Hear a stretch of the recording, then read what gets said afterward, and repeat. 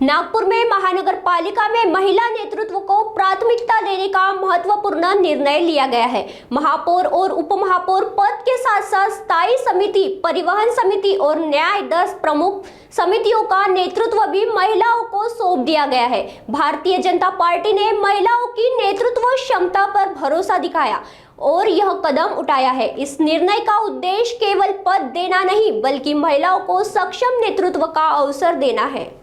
नागपूर महानगरपालिकेमध्ये जी म्हणजे थोड्या मागील काळात आपल्याला माहिती आहे की महापौर आणि उपमहापौर या ठिकाणी महिला, महापौरांचं तर बरं ठीक आरक्षण असतं, पण उपमहापौरही महिला दिल्या होत्या आणि त्यानंतर हा देखील निर्णय जवळपास तेव्हाच झालेला होता की स्टँडिंग जे महत्त्वाची समिती आहे परिवहन आणि त्याही सोबत ज्या बाकीच्या सगळ्या 10 समित्या, या सर्व समित्यांमध्ये महिलांच्या हाती नेतृत्व दिलं गेलं आहे।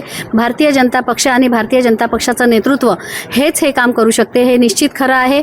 कारण या ठिकाणी जे आपल्याला माहिती आहे की नागपूरमधून नागपूर संघभूमी आहे आणि त्यामुळे भारतीय जनता पक्षाचं जे काही ध्येय धोरण असेल ते या ठिकाणाहून प्रेषित करण्याचं काम देखील निश्चितपणे होतं। तर या शहरातून हा निर्णय जाणार आहे जो नेतृत्व आणि विश्वास महिलांच्यावर दाखवलेला आहे।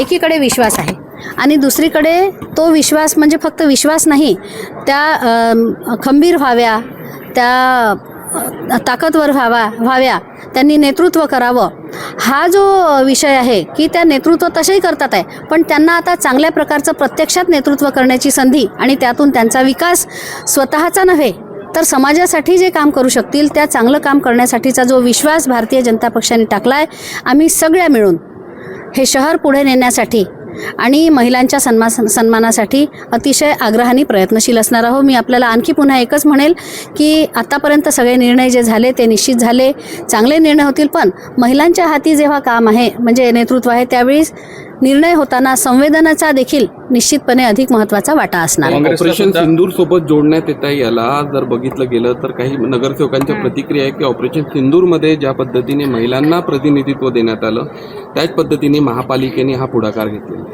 ही उत्तम स्थितीची गोष्ट आहे। एका चांगल्या गोष्टीशी जर तुलना होत असेल तर निश्चितपणे त्याचा फायदा महिलांच्या सक्षमीकरणासाठी पुन्हा होणार आहे। चांगला निर्णय महिला घेऊ शकतात हे देखील त्या निमित्ताने जे आपण म्हटलं त्या अर्थाने देखील पुन्हा एक वेळा सिद्ध होत आहे।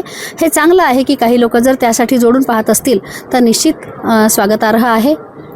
काँग्रेसकडे सुद्धा आव्हान केलं होतं। काँग्रेस म्हणजे इतर सगळे जे नेते आहे, गटनेते आहे, त्यांनाही आम्ही विनंती करू शकतो की एक मेसेज देण्याचा आपण शहर या नात्याने, पक्ष या नात्याने निश्चित आम्ही ते केलं आहे, पण शहर या नात्याने सुद्धा आपण जर असं केलं तर निश्चितपणे महिलांसाठी ते अधिक चांगलं होईल असं आम्हाला वाटतं। आम्ही ते कन्वे करण्याचा प्रयत्न केला, विनंती केली।